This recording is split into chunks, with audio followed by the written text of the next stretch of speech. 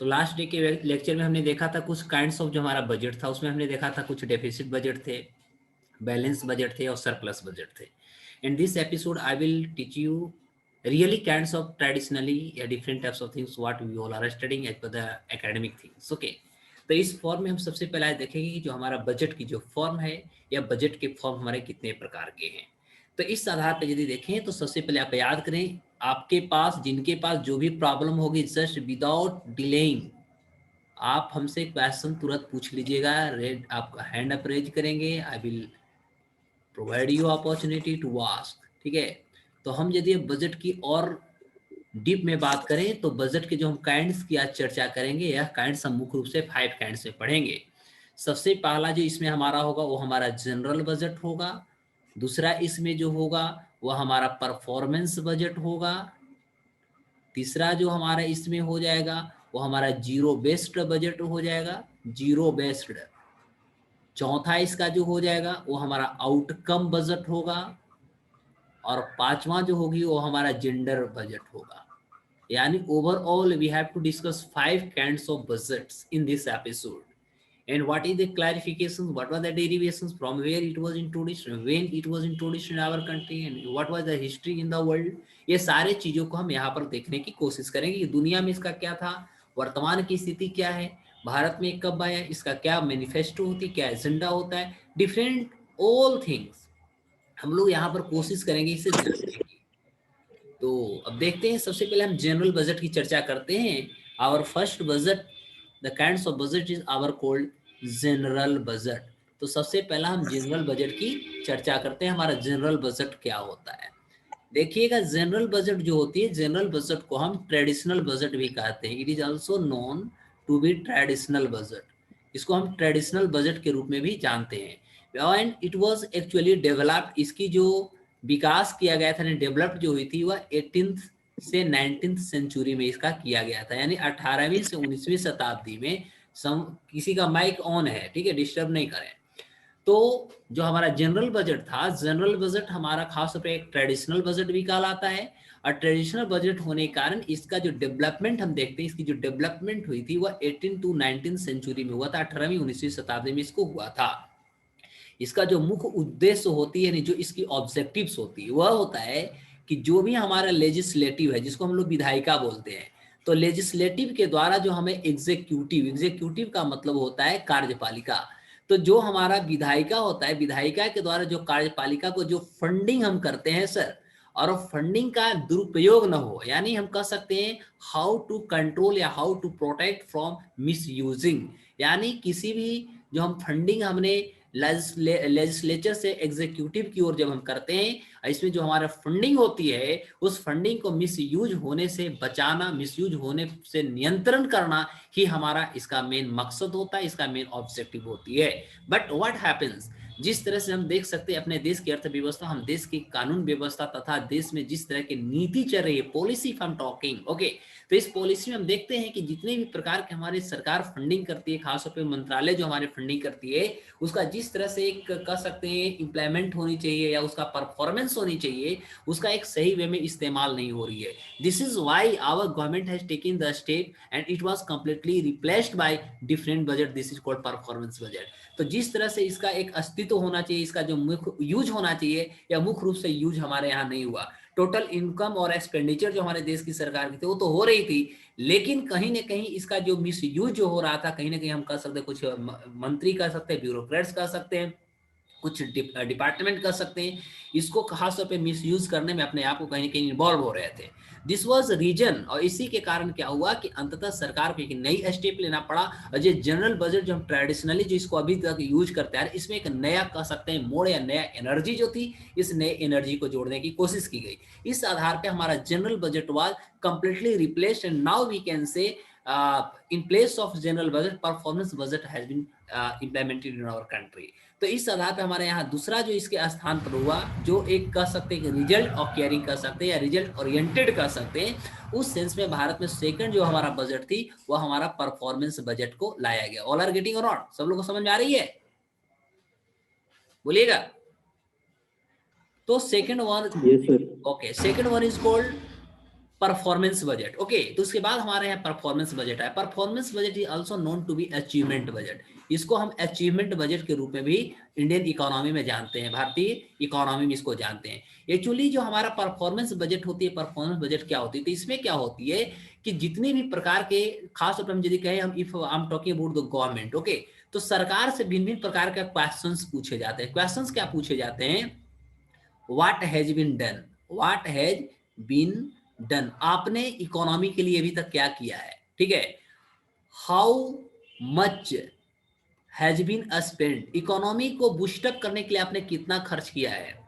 फिर हम कह सकते हैं हाउ मच या many goods and services developed, यानी सरकार से भिन्न भिन्न प्रकार के नीति बेस्ड जो हमारे क्वेश्चंस होती है, उस क्वेश्चंस को पूछते हैं कि आप जो अभी कार्य हमारे यहाँ हो रही है, ये भिन्न भिन्न प्रकार के जो एक्टिविटीज हो रहे हैं, ये सारे एक्टिविटीज के लिए आपने फंडिंग कितना किया, उससे हमारी डेवलपमेंट कितनी हुई, उससे हमारा रिजल्ट क्या हुआ। इस तरह के जो हमारे पास क्वेश्चंस होते हैं, ये सारे जो क्वेश्चंस होते हैं, कहीं ना कहीं हम इसका इस्तेमाल करते हैं। और इससे हम क्या करते हैं कि जो भी हमारे यहाँ स्कीम्स चलाए जा रहे हैं, जितने भी हमारे यहाँ प्रोग्राम्स चलाए जा रहे हैं, उसकी हम परफॉर्मेंस को रीड आउट करते हैं। इट मीन टू से उनकी परफॉर्मेंस क्या है, जिस तरह से उसके पास मान लिया जाए कि फंडिंग हो रही, गवर्नमेंट हमारा फंडिंग कर रही है, क्या उसका परफॉर्मेंस उस तरह से चल रहा है या इट इज डिलेड, या इसको देखा जाता है कि जो हमारा एक फिक्स पीरियड जो दी गई है, क्या ये फिक्स पीरियड में काम हो रहा है या नहीं हो रहा है। यानी भिन्न भिन्न प्रकार की एक्टिविटीज के भिन्न भिन्न जो सोर्स ऑफ जो एक्टिविटीज होते हैं, वे सारी चीजों को इसमें हम अध्ययन करते हैं।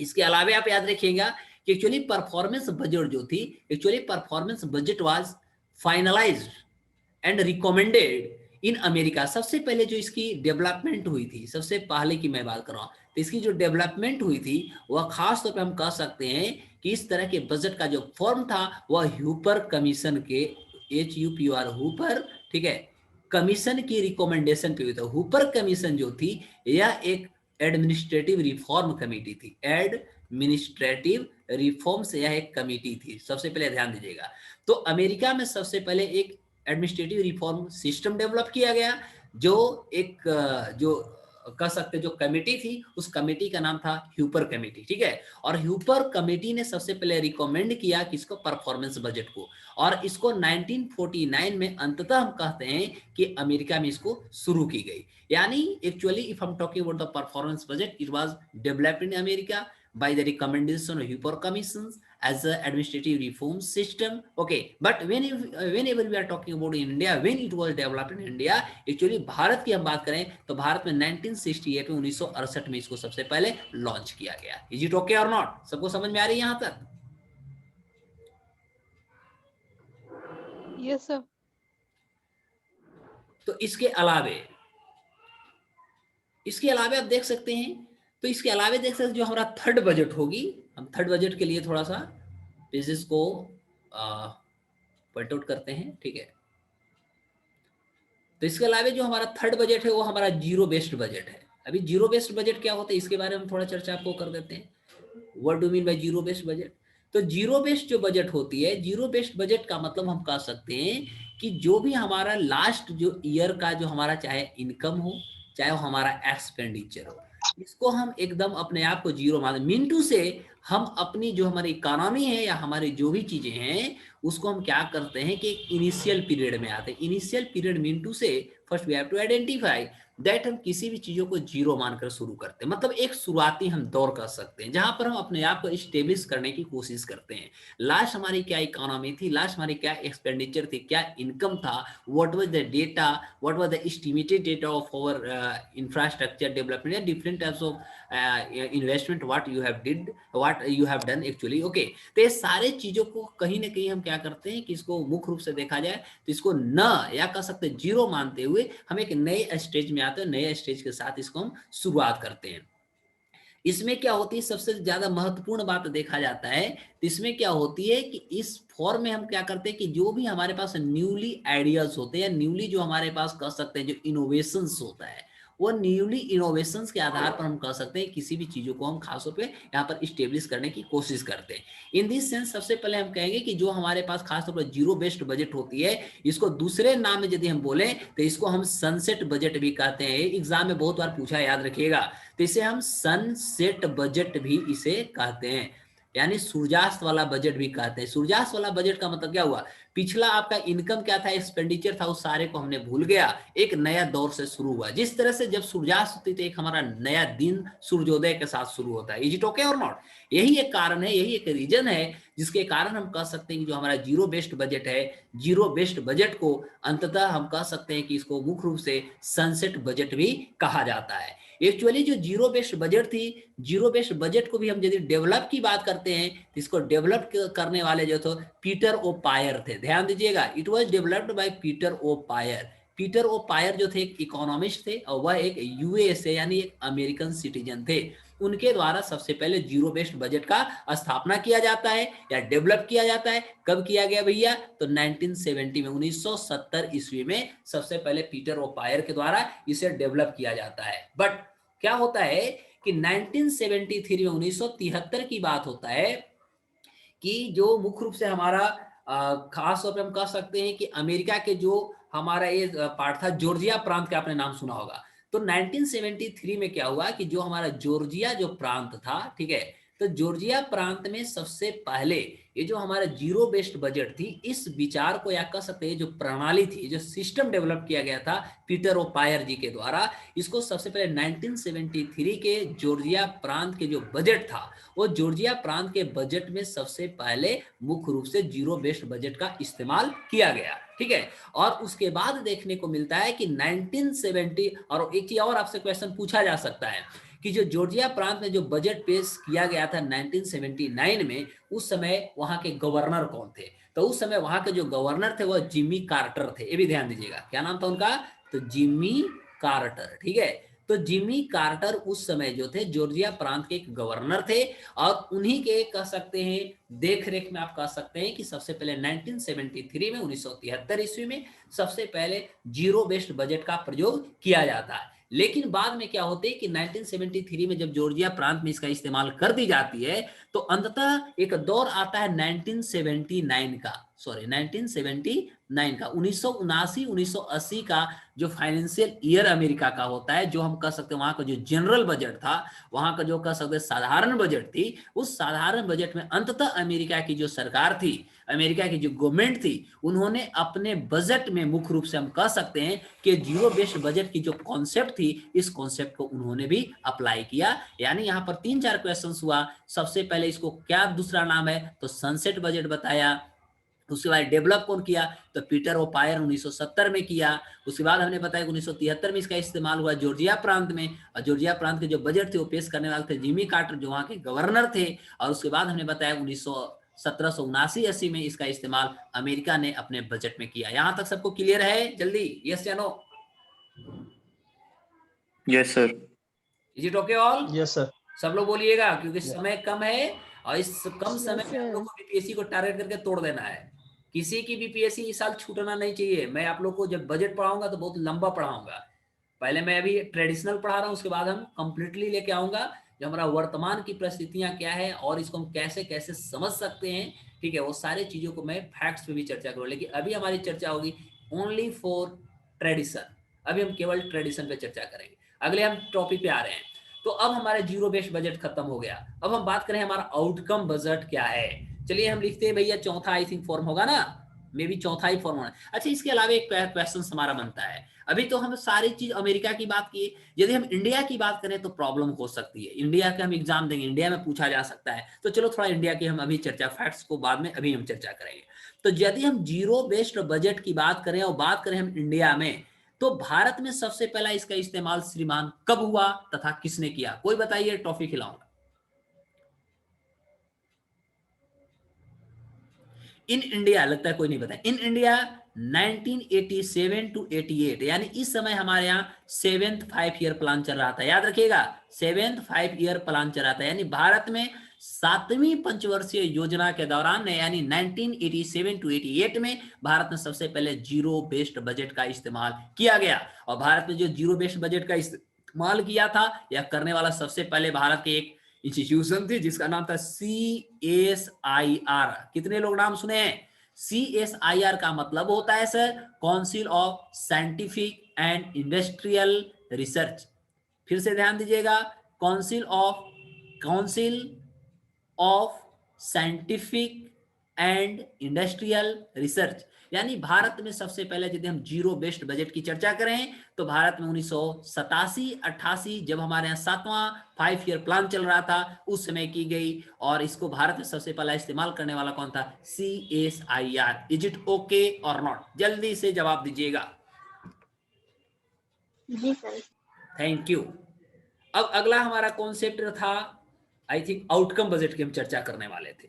इंडिया भी बता दिया। अब हम बात करेंगे आउटकम बजट हमारा क्या है। What do mean by outcome budget? देखिए आउटकम का मतलब क्या होता है? रिजल्ट होता है, ध्यान दीजिएगा। आउटकम मतलब होता है रिजल्ट, यानी कंप्लीटली यहां पर हम जो स्टडी करेंगे वह हमारा होगा कि रिजल्ट ओरिएंटेड प्रोग्राम की हम चर्चा करेंगे। डायरेक्ट जो हम इन्वेस्टमेंट करेंगे उससे हमारा रिजल्ट क्या होता है। जैसे इमेजिन, हम पहले आपको एक रफली समझा देता हूं।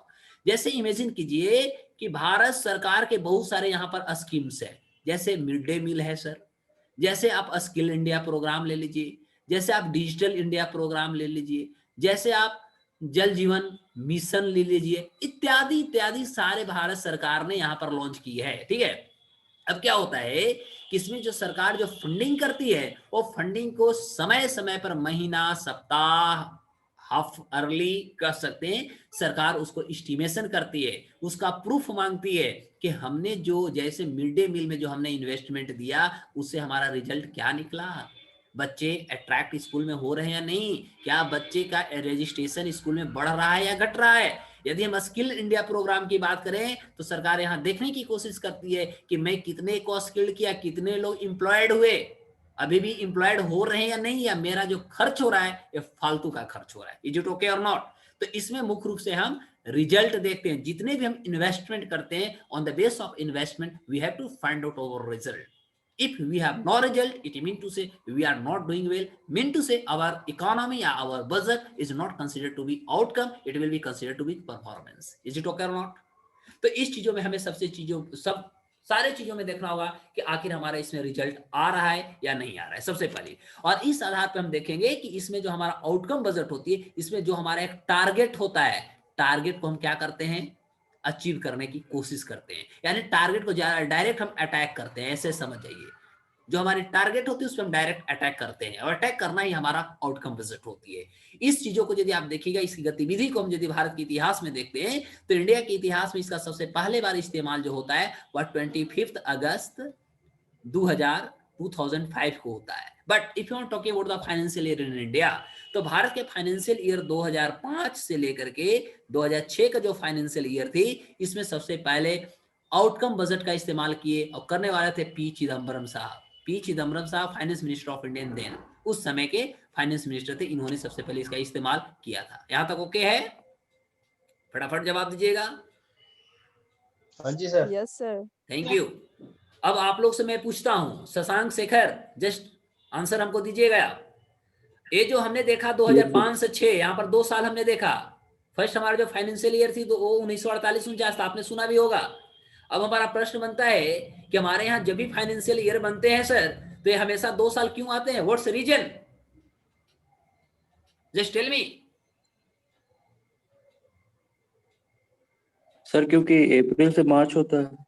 हमने कल की क्लास में भी बताया था कि जो हमने खास तौर पे जो फाइनेंशियल ईयर देखते हैं वो हमारा 1 अप्रैल से 31 मार्च चलता है। इसको हमने कॉन्सेप्ट बताया, कब से एक्सेप्ट किया था? 1967 बताए थे कल।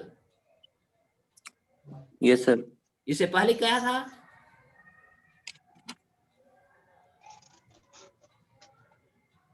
Anyone?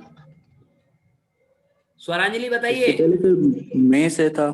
Swaranjali just tell me. ये 2005 से 6, अभी हमारा जो 2020 से 21 जो हमारा चल रहा है, सॉरी 2020 से 21 जो हमारा फाइनेंशियल ईयर चल रहा है, इसमें आखिर 2 साल इस किस कैलेंडर पर आधारित है? Several times this question has been asked in your examination, just make me understand.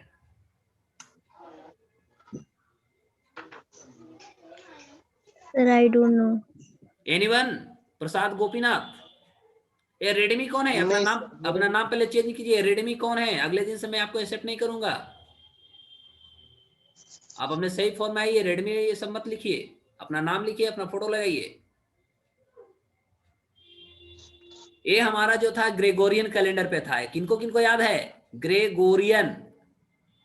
हाँ जी सर। ठीक है। तो हमारे यहाँ जो फाइनेंशियल ईयर 2 साल को लिया जाता है ग्रेगोरियन कैलेंडर बेस्ड है। इसमें क्या होती है कि हम खास तौर पे 2020-21 यानी 20 जो है हमारा करंट ईयर है और 21 जो है हमारा प्रेडिक्शन है, यानी एस्टिमेशंस है, यानी जो भी हमारा इनकम और एक्सपेंडिचर होगा उस आधार पर हम अगले साल के लिए निर्णय लेंगे, उसके लिए अगले हमारा मैनिफेस्टो या का स्ट्रेटजी हम तैयार करेंगे। This is the reason by which after independence of our country, if I'm talking about the budget and the budgetary form of the financial year, it was adopted in our country on the basis of Gregorian calendar. So you have to remember what was the reason. But whenever I'm talking about the budget preparation, actually yesterday I made you understand all that on the basis of 3 years we have to consider while we are framing our budget. Last year, present year और आने वाले year, 3 चीजों को हम देख करके अपनी budget को तैयार करते हैं। चलिए अब हम आगे बढ़ते हैं। तो हमने कहां तक चर्चा कर दिया है? आई थिंक हमने आउटकम बजट तक आपको चर्चा कर चुके हैं। अब आउटकम बजट से हमारा रिलेटेड भी कुछ क्वेश्चंस होंगे, उसमें हम बाद में चर्चा करेंगे, जो फैक्ट्स होंगे। अब हम डायरेक्ट बात करते हैं कि इसके बाद जो हमारा हो जेंडर बजट होती है। तो अब हम चर्चा करेंगे what do mean by gender budget. Gender budget का मतलब होता है कि जेंडर बजट का मतलब होता है सबसे पहले जो विमेन होती है, यानी हम कह सकते हैं how to make a women empowerment, यानी महिलाओं को एम्पावर करने के लिए सबसे पहला ये विचार को लाया गया। महिलाओं को उत्थान यानी महिलाओं को डेवलपमेंट करने के लिए हम कह सकते हैं कि सरकार ने भिन्न भिन्न प्रकार के योजना परियोजना को लाया, ठीक है, इस आधार पे, जिससे कि हम कह सकते हैं कि नारी सशक्तिकरण हो, यानी विमेन एम्पावरमेंट हो, तथा विमेन का एक डेवलपमेंट हो। उसके लिए बहुत सारी वेलफेयर कह सकते हैं concept, welfare schemes, welfare programmes भी सरकार ने लॉन्च किया।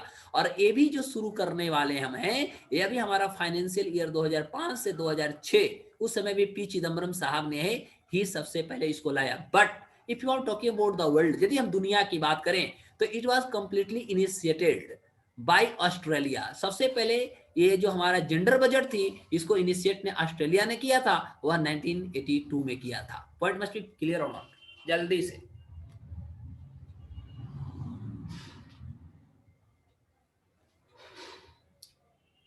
क्लियर है? Yes, sir. Yes sir. Thank you. अगले कॉन्सेप्ट ला रहा हूं। अब कुछ हम लोग फैक्ट्स को भी देखते चलेंगे। Now ready?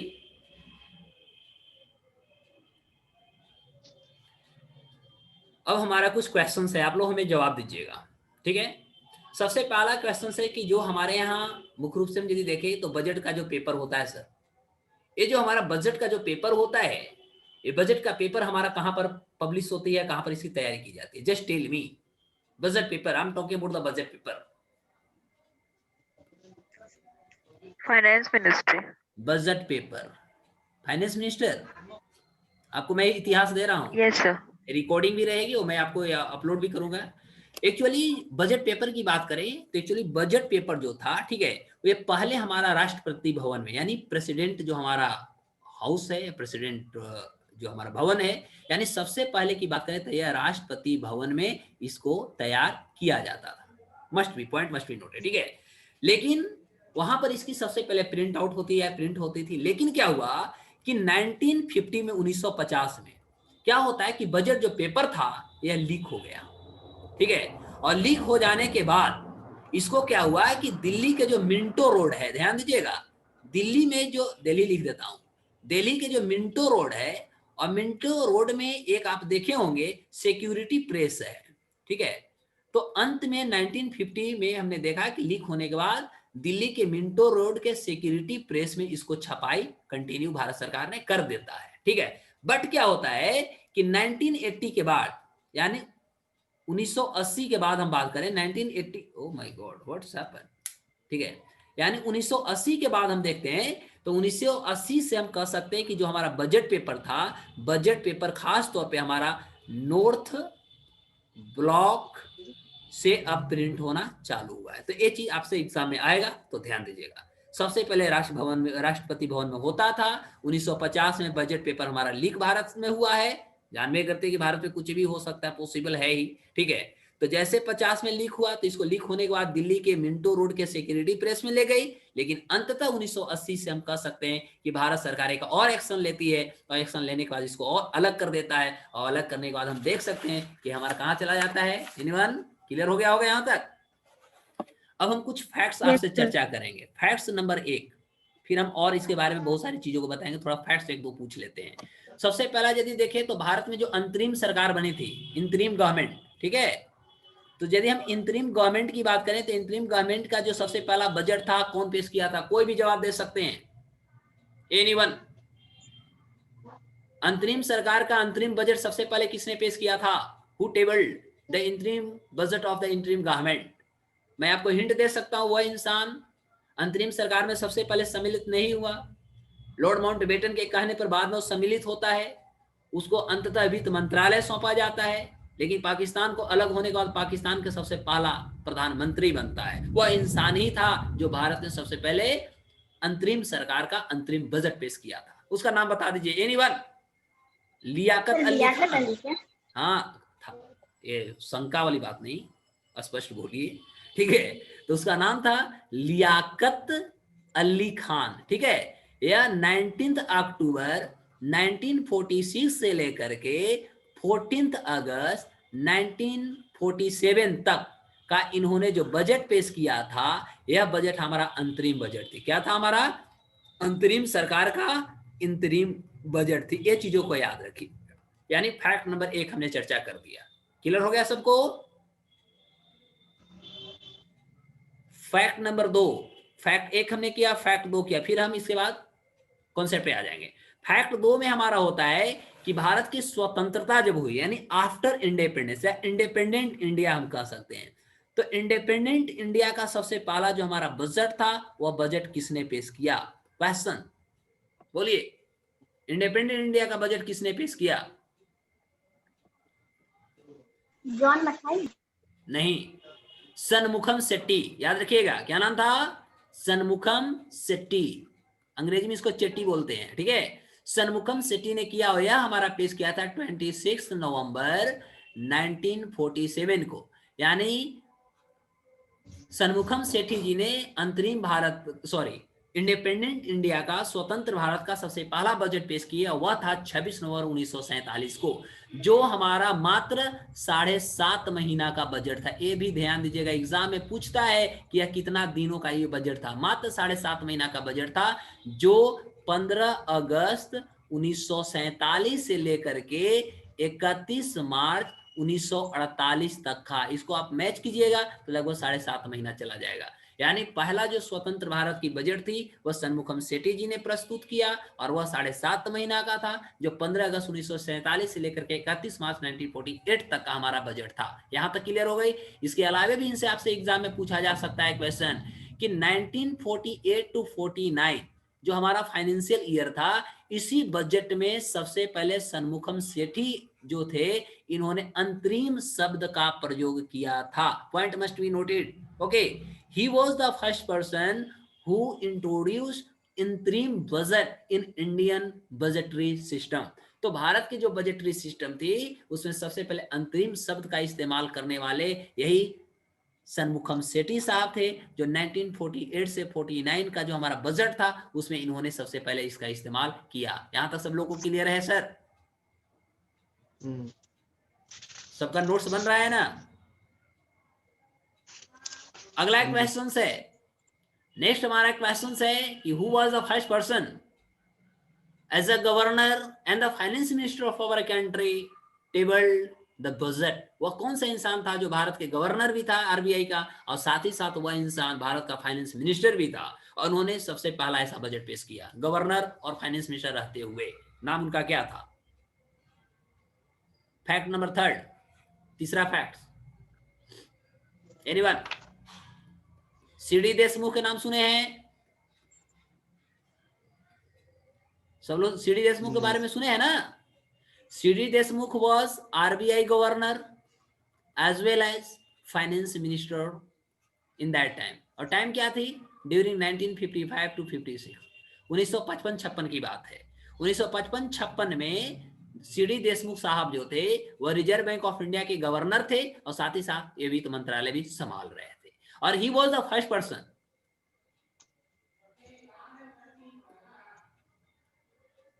he was the first person, ये भी ध्यान देंगे, जिन्होंने भारत में खास तौर पर रिजर्व बैंक ऑफ इंडिया और फाइनेंस मिनिस्ट्री दोनों संभालते हुए इन्होंने बजट पेश किया 1955-56 का। एक क्वेश्चन और बन सकता है, मैं डायरेक्ट यहीं पे डील करता हूं। यह जो थे नन हिंदी स्पीकिंग या स्पोकन पर्सन थे, यानी गैर हिंदी भाषी इंसान थे, इनको हिंदी नहीं आता था। और एक गैर हिंदी भाषी इंसान होने के बावजूद ही रिकमेंडेड देन गवर्नमेंट, उस समय की जो हमारा सरकार थी, उस सरकार को इन्होंने रिकमेंड किया कि हमारे यहाँ जो बजट के जो पेपर हैं यह मुख्य रूप से इंग्लिश में तैयार किए जाते हैं। इट मस्ट बी रिप्लेस या मस्ट बी हिंदी और इंग्लिश, मीन टू से बाइलिंगुअल बजट। हमारा बजट जो होनी चाहिए वो बाइलिंगुअल होनी चाहिए, हिंदी में भी होनी चाहिए और इंग्लिश में भी होनी चाहिए। ठीक है, यानी ये दोनों, यानी इससे पहले यदि 1955-56 से पहले देखें तो हमारे यहाँ बजट का जो पेपर होता था वह मुख्य रूप से केवल इंग्लिश में पब्लिश होता था। लेकिन इनकी रिकमेंडेशन के बाद आफ्टर 1956 हमारे यहाँ बजट का पेपर हिंदी में भी पब्लिश होने लगा। दूसरा इनसे क्वेश्चन आपको बन सकता है कि भारत में जो हम ब्लैक मनी के कॉन्सेप्ट लाते हैं ना, काला धन जिसको आप बोलते हैं सर, तो ये जो ब्लैक मनी है, ये ब्लैक मनी का कॉन्सेप्ट सबसे पहले भारत के कौन से बजट में शब्द आया कि ब्लैक मनी भी होता है, ब्लैक मनी पर भी चर्चा किया जाए, ब्लैक मनी को भी कंट्रोल किया जाए। इस तरह के जो विचार थी, when it was introduced in our country, if I'm talking about the budgetary system, and who was the first person who introduced about the black money? कोई जवाब दीजिए। केवल फैक्ट, तो फैक्ट में खतरनाक फैक्ट रहेगा। एनीवन? तो यह जो हमारा ब्लैक मनी के जो कॉन्सेप्ट थे, यही भी कॉन्सेप्ट हमारा 1955-56 बजट में ही आया था। यानी सबसे पहला भारत में 1955-56 का जो बजट था, इसमें सबसे पहले काला धन का चर्चा किया गया था, काला धन का उजागर का चर्चा किया गया था। यहां तक सबको क्लियर है या नहीं? जवाब दीजिए। हाँ जी सर। Thank you. अब हमारा क्वेश्चन होगा कि रिपब्लिक जो हमारा इंडिया हुआ, तो रिपब्लिक इंडिया यानी गणतंत्र भारत का पहला बजट किसने पेश किया? तो इसमें होगा 1950 में जॉन मथाई, जो भी आप लोग बोल रहे थे। ठीक है, तो mister John Mathai was the first person who tabled Indian Republic budget first. उन्होंने सबसे पहले रिपब्लिक भारत का पहला बजट पेश किया, जिसका नाम था जॉन मथाई। अगला क्वेश्चन बहुत मजेदार डाल रहा हूं, और वो मेरा क्वेश्चन है एकदम सिंपल सा। हम लोग क्या देखते हैं, सबसे ज्यादा बार बजट कौन पेश किया, है ना? यानी हम कह सकते हैं लार्जेस्ट टाइम या कह सकते हैं मोस्ट टाइम। ठीक है, तो सबसे ज्यादा मोस्ट ऑफ जो हमारा टाइम्स होते हैं और पीरियड्स जो होते हैं, सबसे ज्यादा बार हमारा बजट किसने पेश किया? तो इसमें हम किसका नाम लाते हैं? मोरारजी देसाई साहब का। मोरारजी देसाई साहब का हम नाम लाते हैं। ठीक है, अब आपका वो इतिहास इनको बताता हूँ। ये सबसे पहले हमारे भारत के चौथे पीएम थे, जो 1977 to 79 भारत के पीएम बने थे, और ये भी नन कांग्रेस से बने थे, याद रखिएगा, जिसको हम गैर कांग्रेसी कहते हैं। ठीक है, उसके अलावा इसके बारे में जानिए कि 10 बार जो इनकी बजट थी, 10 बार में पहले 8 और 2 में हम बांटते हैं। तो 8 जो था इनका जनरल बजट था, जीबी था, और 2 जो था इनका अंतरिम बजट था, आईबी था, अंतरिम बजट थी। पहला यहाँ पर याद रखिएगा, यानी 10 को हम 2 भाग में बांटे। उसके बाद फिर हम पुनः 10 को लेते हैं, तो 10 में इन्होंने 6 और 4 में बांट रहे हैं, यानी 6 बार फाइनेंस मिनिस्टर बनकर के बजट पेश किए, और 4 बार प्राइम मिनिस्टर बनकर यानी डिप्यूटी पीएम बनकर इन्होंने दिया। उसके बाद फिर हम इनको लेते हैं 10 में से 8 और 2 को हम लेते हैं। ये 2 बार ऐसा अपना बजट पेश किए हैं, क्योंकि इनका बर्थडे क्या है? 29 फरवरी है। इतना से आप समझ सकते हैं, पकड़ सकते हैं कॉन्सेप्ट। इनकी बर्थडे है 29 फरवरी। 29 फरवरी होने के कारण यह इंसान भारत में पहला ऐसा इंसान है जो अपने बर्थडे के दिन भारत का 2 बजट पेश किए। एक पेश किए 1964 में, तो एक पेश किए 1968 में। यहां तक क्लियर है? तब हम आगे बढ़ेंगे। सर ये जीबी का फुल फॉर्म क्या होगा? General budget. आईबी का मतलब इंतरिम बजट। प्रोसेस लगता है बहुत स्लो चल रहा है। नो सर, ये सब क्लियर है। Shivapriya, why are you mute? शांत क्यों है? नहीं सर, बोल तो रहे हैं। समझ में आ रही, मजा आ रही है? नहीं सर, क्लियर है, बिल्कुल बहुत सही है। तो अब आगे बढ़ने की कोशिश किया जाए। तो आपसे क्वेश्चन हो Yes, सकता sir. है, सबसे ज्यादा बार बजट पेश करने वाले 10 बार मोरारजी देसाई हुए। इनके बारे में थोड़ा सा मैं ब्रीफ में बता दिया। भारत के चौथे पीएम रहे, नन कांग्रेस भी रहे। इन्होंने 2 बजट ऐसा पेश किया। इनका बर्थडे 29 फरवरी का होता है, जिसके कारण इन्होंने 2 बजट अपने बर्थडे के दिन पेश किया। हुआ था 1964 और 1968।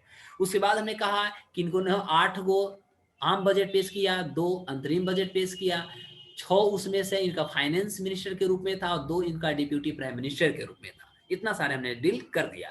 इसके अलावे भी आपसे एक प्रश्न बन सकता है कि सबसे ज्यादा बार तो मोरारजी देसाई 10 बार, उसके बाद 8 बार और 7 बार की हम चर्चा करते हैं, क्योंकि हो सकता है एग्जाम पूछते।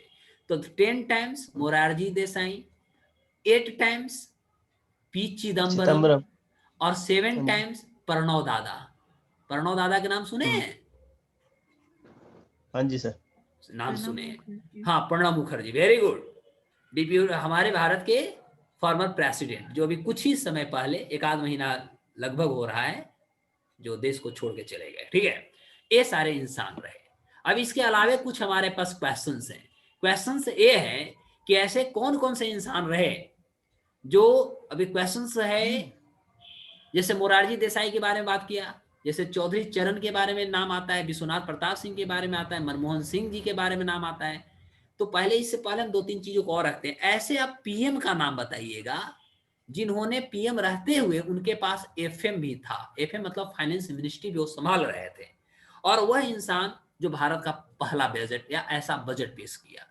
तो इसमें मुख्य रूप से पीएम वाले कॉन्सेप्ट और एफएम दोनों को कॉन्सेप्ट को लीजिएगा, तो इसमें सबसे पहले पीटी नेहरू आ जाते हैं, पंडित नेहरू जी आते हैं, या 1966 टू 67 का बजट पेश किए, क्योंकि जब उस समय प्राइम मिनिस्टर थे, तो at the time of prime minister इनके पास वित्त मंत्रालय भी इनके सामने था। ठीक है, सॉरी 66 नहीं, 58 होगा, सॉरी। ठीक है, 58 59 था ना सर? हाँ 58 टू 59, सॉरी। उसके बाद आता है इंदिरा गांधी जी का, मतलब पूरा इन्हीं का पूर्वज है, खानदान, ऐसे समझिए। ठीक है, इंदिरा गांधी 1970 में, हंसने की बात नहीं है, मैं गलत कोई नहीं बोल रहा हूँ। ठीक है, उसके बाद आता है राजीव गांधी का। ठीक है, यानी पूरा का पूरा, खानदान बोले से इसलिए हम बोले थे। अच्छा कोई दिक्कत नहीं है। उसके बाद राजीव गांधी। ये तीनों ऐसे एक ही फैमिली के हुए, ऐसे एक ही परिवार के हुए, जिन्होंने प्राइम मिनिस्टर और फाइनेंस मिनिस्टर दोनों का पद संभाला, और जिसके कारण इन्होंने फाइनेंस यानी बजट भी पेश किया। पहली बात। दूसरी, यदि आपसे एग्जाम में आता है कि प्रथम महिला जो बजट पेश की, तो बजट पेश करने वाले पहला महिला में तो हमारा इंदिरा गांधी आएंगे, लेकिन यदि आए कि प्रथम वित्त मंत्री एज ए महिला, तब इसमें हमारा सीतारमन जी आ जाएंगे। याद रखिएगा, निर्मला सीतारमन आ जाएंगे एज ए वित्त मंत्री, क्योंकि ये तो वित्त मंत्री है लेकिन फाइनेंस प्राइम मिनिस्टर दोनों हैं, इसलिए इनके साथ हम फर्स्ट नहीं कर सकते। ठीक है, इसके अलावे फिर आप देखिएगा, तो जैसे हमारे मोरारजी देसाई साहब हुए, ठीक है, जैसे आप चौधरी चरण सिंह को आप ले लीजिए, जैसे विश्वनाथ प्रताप सिंह को आप ले लीजिए, जैसे आप मनमोहन सिंह को आप ले लीजिए। ठीक है, ये ऐसे प्राइम मिनिस्टर रहे, ठीक है, जो पहले प्राइम मिनिस्टर से पहले ये सब क्या रहे, फाइनेंस मिनिस्टर रहे। यानी पहले ये सब फाइनेंस मिनिस्टर बने, उसके बाद क्या बने, प्राइम मिनिस्टर बने। Question must be clear. सबको यहां तक स्पष्ट है? हाँ जी सर। इसके अलावा एक और हम फैक्ट, केवल हम फैक्ट चर्चा कर रहे हैं, अभी हम कॉन्सेप्ट पे नहीं आए, अभी कॉन्सेप्ट बहुत कुछ हमें सिखाना है। इसके अलावा क्योंकि बीपीएससी की बात है, बीपीएससी डायरेक्ट फैक्ट्स पूछता है, इसलिए हम पहले फैक्ट्स आज दे देते हैं। आप कम से कम रात भर में पढ़ के तैयारी है, कल हम फिर पूछेंगे।